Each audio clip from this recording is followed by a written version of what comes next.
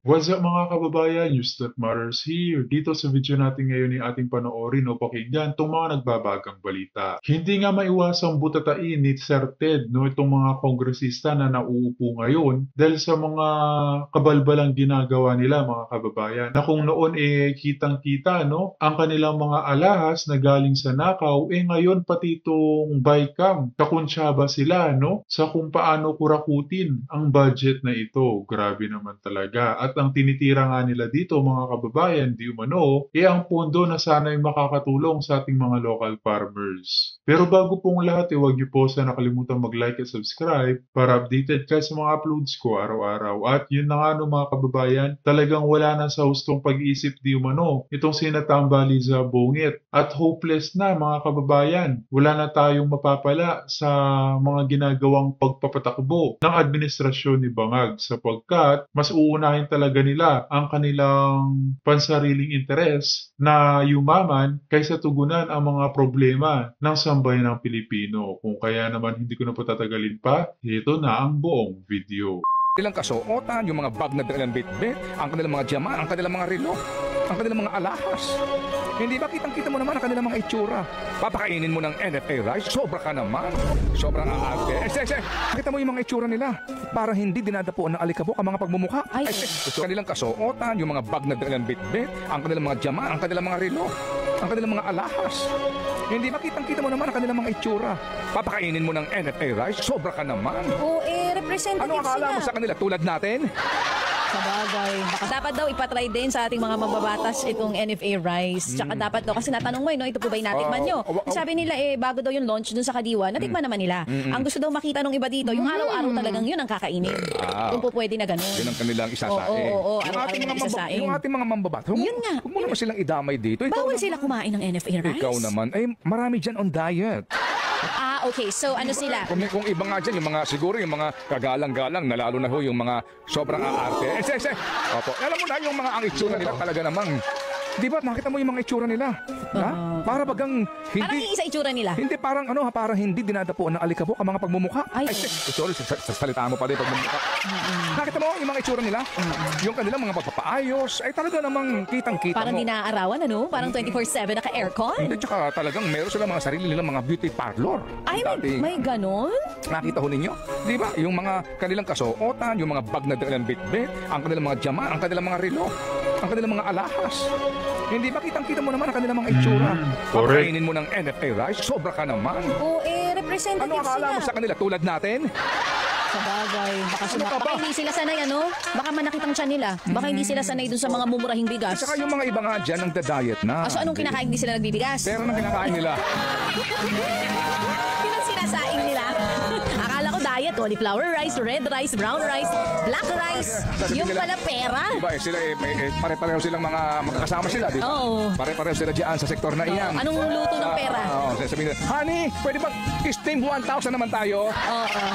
Fried Grabe, 1,000 no? pesos. Ano kaya lasa ng pera? Anong lasa? Hindi pa ako nakakatik eh. Tanungin mo itong mga ito. Mga mukhang pera kasi mga... Aray ko. Yung ibang mga tao nga, na mga nasa pwesto, ang iniisip nila, Saan gagastusin? saan na naman ako bibili ng building sa abroad? Wow, sarap. Wow. At di ba yung usapan na yung mga nagkaroon ng konfrontasyones? At sinabi na, ilan pa bang building ang kailangan mo? Ilan pa bang rest house sa abroad ang kailangan mo? Ilan pa bang Richard Mille na relo Ang gusto mo? ang gusto mo? May kumprontahan? Nagkaroon ng konfrontasyones. At nagsabihan daw ng mga ganoon, di ba? Nasabihan ng ganun. Oh, baka pwedeng sagot? bawas-bawasan ang katawapangan nyo. May ganoong kwento. Ha? Dati-rate, di ba? Ang pag naando sila sa sesyon, ando sila. Oo. Pag nakita yung relo na dati-rate, Rolex. Di ba? Rolex. Di ba? Kapag nakita mo dati, patik. Ngayon, Oo. wala na nag-Rolex sa kanila. Ngayon, hindi sila kontento sa mga relo na 5 milyon ang isa o 10 milyon.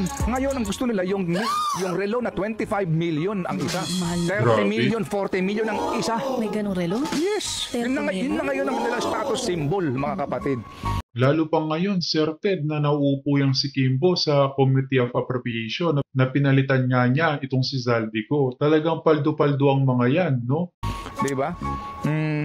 Pagka ba tumingin ako sa oras nun, ano ba? Anong pakiramdam? Ha? Yung ganun. Oo. Hindi, kasi yung ganung uri ng mga tao, mga kapatid, kapag tumingin sila sa kanilang orasan, Oo. talagang ang kanilang, yun ang nagbibigay sa kanilang motibo Para? at inspirasyon na magnakaw pa. May alarm clock sila, damihan mo pa, ganon? Kasi Uy, pag kulang nakita pa. nila yung relo nila, Oo. yun ang kanilang palatandaan ng kanilang kaswapangan. Aray ko. Tinanin yan, di ba? Inaani yan, galing po ng Vietnam. Galing ibang bansa. So, galing ibang bansa. Oo. At pagkatapos, isinakay pa yan papunta doon sa pier. Oo. Ikinarga ng barko. Oo. Yung barko dumiyahe na pagkalayo-layo. Correct. Dumating sa Pilipinas. Oo. Alright, nagbayad ng taripa yung importer. Nagbayad ng tara sa customs. Aba, may tara? Okay, Oo. inilabas po ng aduana. Oo. Inilagay doon sa kanilang bodega. Bago makarating dito po sa retailer. Ang presyo pareho lang. Pareho lang. Nakafocus sila dito po sa imported rice. Right? Imported rice. Laging imported rice. Oh. Pag-aralan nyo naman mabuti yan. Kasi kung magtatakda ka ng price cap sa imported rice na 58, Oo. lahat dyan mag-58. Kaya nga, I mean, even yung mga baka yung 55 lang ang presyo, 50 lang ang presyo, baka, di ba, maging dahilan pa yan para mas taasan yung Okay. bigas na imported. Okay. Common sense, di ba? Yes, Anyway. January 20, patutupad yan. Kasi nga daw po, gusto talaga nila na pababain ang presyo po ng bigas. Hindi ho masamang intention niya. Sa matter of fact, nagagalak tayo dahil mukhang doon nakafocus ang DA ngayon, di ba? Kasi nga yan po number 1 sanhi ng mataas na inflation. Pagkain. Pero yung bigas. focus na iyon, parang focus lang na pabanguhin. Focus lang na band-aid. Bakit naman Correct. si DA? May MSRP na 58 pesos. Saang planeta po ito nanggaling? Ang bantay presyo po mismo galing sa Department of Agriculture. Sa Okay. RPTV. So, pag pinuntahan mo yung imported commercial rice, ang special magkano? Sa imported, Okay. 53 to 65 pesos. Ano ang premium sa Paano hindi magiging imported lahat ng mga bigas natin, mga kababayan? Ayan pa nga lang, sa BICAM report, no, kitang-kita na ang balak nakawin di umano o binlangkong espasyo, ang mga pondo na dapat ay makuha ng mga local farmers. At yan ang katotohanan ng nangyayari di umano. imported rice? 50 to 60 pesos. Okay. Yung well-milled, 44 to 52. Alright. Puntahan mo yung local rice. Ang special, 55 to 63 pesos. Local po yan. Ang premium rice na local, 48 to 58 pesos. Ang well-milled, 40 to 53. Okay. At ang regular milled ay 37 to 50 pesos. Okay, sige. Puro kayo imported. Pero bakit kakapresyo ng imported ang local? One valid point. Ama? Okay. Speaking of imported, ang Pilipinas ba, ilang porsyento ng imported rice ang kailangan natin para sa ating total consumption? Ilan, mga kapatid? Halos 20% lang ng pangangailangan sa bigas ng Pilipinas ang imported. Okay, so 80% ay locally produced. Yung imported na iyan, hindi naman yan tumubo out of the blue. Diyan sa aduana. Yung barko ay bumiyahe ng pagkalayo-layo. Correct. Dumating sa Pilipinas. Oh. Alright, nagbayad ng taripa yung importer. Nagbayad ng tara sa customs. Aba, may tara? Okay, Oo. inilabas po ng aduana, Oh. inilagay doon sa kanilang bodega, bago makarating dito po sa retailer, ang presyo pareho lang. Got the point? Oo, sa Sige. dami ng dinaanan, ano? Okay ang tawa mo, ha? Oo. Sige. So, ipabaan mo man yung imported rice, yung local rice na 80% ang supply na kailangan para sa consumption ng mga Pilipino, napababa nyo ba? Hello? Opo. As a matter of fact, mga kapatid, ano? Yung, ang imported rice natin, record high ang volume nito pong 2024. Ha? It's 4.8 million metric tons ang inangkat ng Pilipinas. And record rin po sa buong mundo na ang Pilipinas ang pinakamalaking rice importer sa buong mundo. Kaya nga po matagal na ho tayong humihingi ng panayam kay Secretary Laurel Chu para lang ho din malaman natin itong kanyang mga programa. At ang katotohanan, saan na pupunta, mga kapatid, yung Rice Competitiveness Enhancement Fund. Hindi natin maitatanggi yung mithiin. Yan atang winiwika ni Madam Maharlika na ini-smuggle nga di umano no ng administrasyong ito ang mga ani ng ating mga local farmers, kung kaya naman naibebenta ito ng napakataas at sila ang nakikinabang. Pababain po yung presyo. Definitely lahat tayo sang-ayon dyan. Pero ang atin po kasi dito ay wag naman puro lang papogi. Wag naman puro lang pong cosmetics. Wag lang ho naman yung puro lang ho pagpapanggap. Because the root cause of the problem is still there. Until you address the root cause of the problem, we will be forever like this. Amen and amen and amen. Amen. Sapagkat biglang nag 360 degrees turn around po ang postura ng Malacanang at sabi niya kung mayroon mang blanco na mga nangyari dyan sa pinirmahang budget na wala kaming nakitang blanco, hindi kami ang may sala. Wala kaming pananagutan diyan. Biglang gano'n na po ang hirit ni Lolo Lucas Bersamin. Mga kababayan, hugas kamay na siya. By that intonation, in the basic psychological analysis, sa Mm. mga ganong pagpapahayag, mukhang may bumulong na sa kanya, Lolo. Mayroon talagang blanco, di ba? Nakita mo yun eh. Kaya nga natin hinilot. Kaya yun, ang tono ni Lolo Lucas Bersamin, ay sabi niya, Pilipinas Connect TV.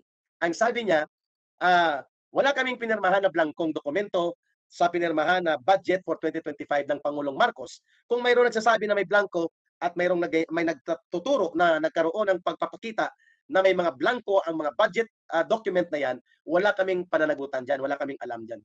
O, klaro ito ay Poncio Pilato statement. Ibig sabihin, mukhang hindi lamang ito simpleng usok na nanggagaling sa pilit na pinapatay na apoy at sunog.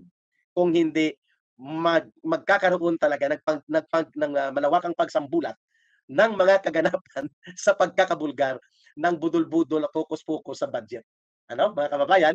So, bakit nagsasabi sila daw, sawang-sawa na kami dyan sa budget? No, hindi po pwede. Kasi sabi ko nga, isang numero lang ang ilagay mo sa mga binurang numero, it will cost hundreds of billions of difference. And imagine, we have the so-called deficit budgeting. 4.6 trillion pesos lang po ang revenue collectibles projected for 2025. That's the maximum for fiscal year 2025, meaning sa panahon po ng itong taong ito, ang kayang pigain na income at the revenue na kayang tipunin ng gobyerno is only projected by the Department of Finance na 4.6 trillion pesos lang. Subalit ang itinulak na budget ay nagkakahalaga ng 6.3 trillion pesos. 1.7 trillion Grabe. po. At ang bulto para ma-cover up ang deficit na yan ay mangungutang ang gobyerno. At kahapon, in-announce na ni Secretary of Finance Ralph Recto na magbebenta na ng mga government small assets. That includes daw mga public lands and land and property sa lupa o mga buildings na pagmamay-ari ng gobyerno. Wow! Iyon ang sinasabi natin. Ang paglalagay ng blanco upang manipulahin ang mga pundo at hindi mahalata at pinalusot na napirmahan na at hindi mabusisi, pwedeng doon ikarga po ang pangungulimbat ng kaban ng bayan. And this is not just about the budget. This is about the blood, sweat, and tears of every Filipino taxpayer, of every Filipino family na nagsasuffer, nagkakaroon po ng malawakang pagharap sa mahirap na kabuhayan, mga overseas Filipino workers na nagkakaroon na ng mahirap na kalagayan doon sa labas ng bansa na napapalayo sa kanilang pamilya, nagsasakripisyo para makapagpadala ng suporta para sa kabuhayan ng pamilya nila. Milyon-milyon po din yan ng mga overseas Filipino workers, mga expatriates, at pati na rin po ang ordinaryong mga manggagawa, mga magsasaka, magbubukid, maralitang lungsod, na pinipiga natin ang lahat ng forma ng buwis. Indirect taxes, consumers taxes, value-added tax, at kung ano-ano pa mga buwis, no? Train law, at iba't ibang mga pamamaraan ng pagpiga ng buwis. Subalit ito lang palang patutunguhan niya, mga kababayan. The 1.7 trillion budget deficit style of budgeting ay uutangin at ibibenta ang mga ari-arian ng pamahalaan o ng estado at ng mamamayan. So grabe po ito. Hindi ito ordinaryo. At sa nasabi ko na nga po, ito ay dapat panindigan natin that this is another very scandalous and undeniable criminal culpability ng Marcos administration, at dapat pati si Martin Romualdez at si Chis Escudero palayasin din ito sa poder nila bilang Speaker of the House at ganon din bilang Senate President. Kasi nagkaroon po ng conspiracy.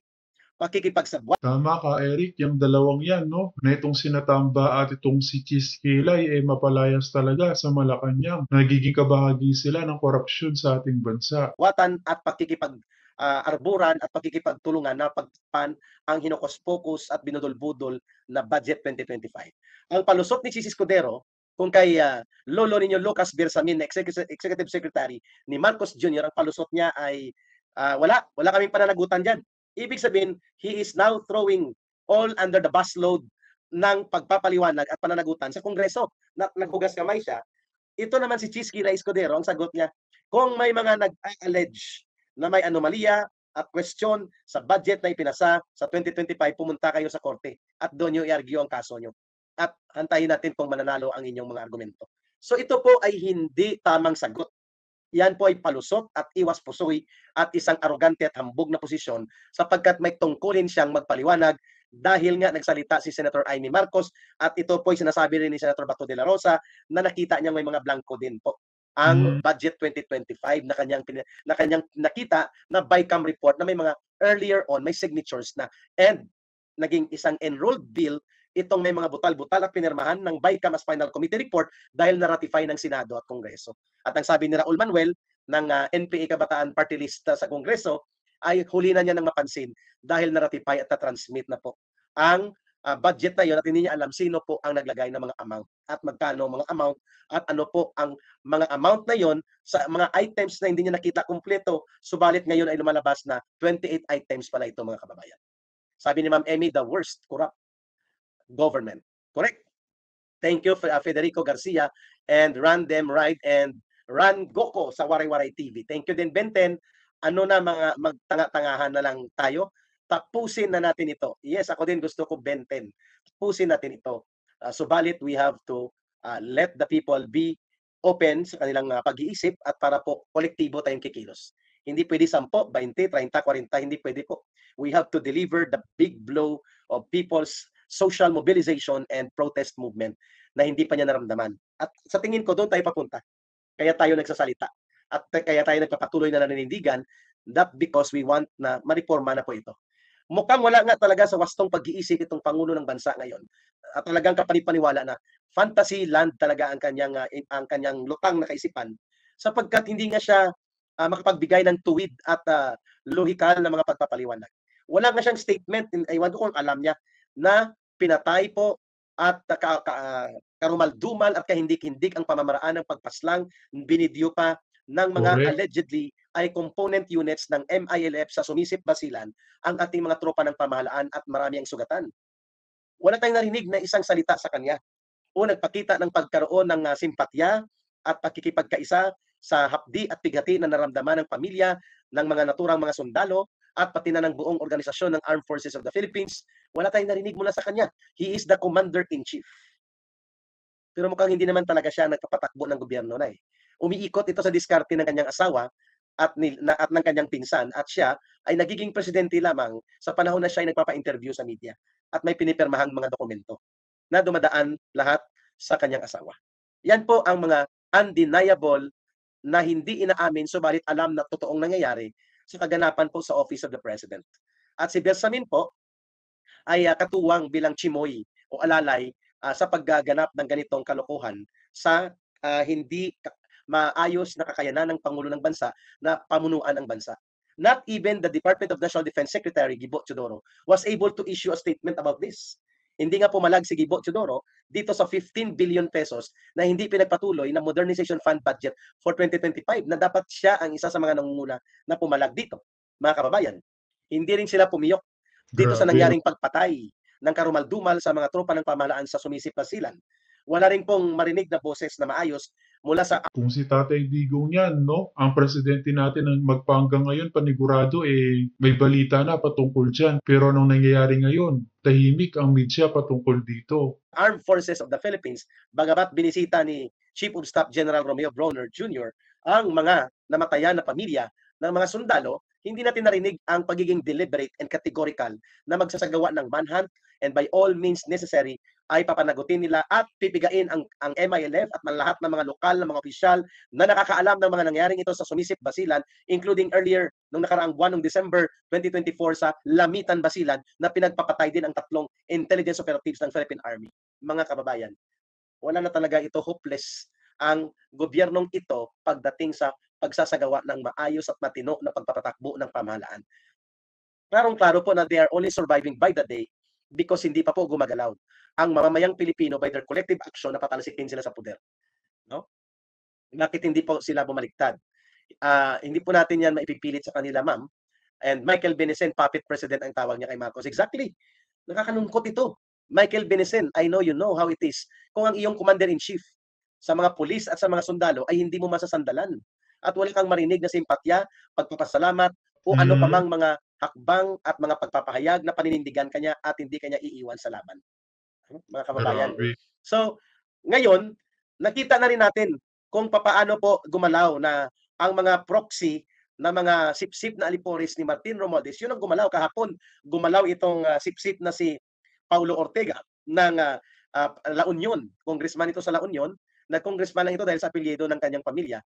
Pero hindi naman ito karapat-dapat na maging tagapag-representante ng mga taga-La Union. Ayon sa ating nakukuha mga ulat, wala naman itong alam tungkol sa kabutihan ng mga mamamayan sa La Union. At ito ay sabi niya hindi, ang pag-aangal at pag-ingay ng mga Duterte, lalo na ni former President Duterte, sa budget na kanyang iniiskandalo at kanyang binubuliglig ngayon ay para maibalik ang confidential fund ng kanyang anak na si Vice President Sara Duterte. Hello? Nag-undergo ka na ba ng mandatory drug test dapat sa bawat government official? Maayos ba ang sagot na yun? Anong kinalaman ng confidential fund ni Vice President Sara Duterte dito? Congressman Paulo Ortega, okay ka rin ha? Ayos, lakas tama. Hindi niya alam na kung sakali man, academically speaking right now, ay mapawalang bisa at may deklara ng Supreme Court na null and void from the very start at na unconstitutional ang budget na pinirmahan ng naging GAA 2025, magkakaroon ng pagiging operational muli at reinstated ang budget 2024. At ano bang binabanggit at sinasabi dyan ni Congressman Marcoleta pagdating sa confidential fund? It includes the Office of the President and among others, mga 400 na mga agencies of government ang mayroon confidential/intelligence fund. Kayo nga may mas malala pa. Yung liquidation by certification alone na tinatawag ninyong MOOE or Extraordinary Fund. Di ba? Mas malala yon sapagkat yon ay wala talagang pinupuntahan kundi pwedeng ibulsa sapagkat mere piece of paper lang ang inyong idideklara na nakuha na ninyo. Like itong kay Congressman Asidri, sa isang 6 na buwan lang, mahigit 4 na milyon ang kanyang nakuha na MOOE or Extraordinary Fund. So sa isang taon, pwede siyang makakuha ng 8 to 10 milyon. Ganon din po mga CPP, NPA party list na ito. And we have more than 320 yata sila na mga kongresista. Sa Senado, mayroon din yan ng tinatawag na Extraordinary Fund nila na liquidation by certification sapagkat pareho sila nag-i-enjoy itong tinatawag na Joint House and Senate Resolution number 10 na ang isang sa mga pasimuno niyan ay si Senator Ping Lacson, no? The notorious House and Senate Joint Resolution number 10 na dapat ibasura yan. At yun na nga mga kababayan, narinig natin itong mga nagbabagang balita na dala nila Sir Ted at Ka Eric. As always mga kababayan, kita na lang po ulit tayo sa ating next vlog. Huwag niyo po sana nakalimutan mag-like at subscribe para updated ka sa mga uploads ko araw-araw. Maraming po salamat mga kababayan, ingat and God bless.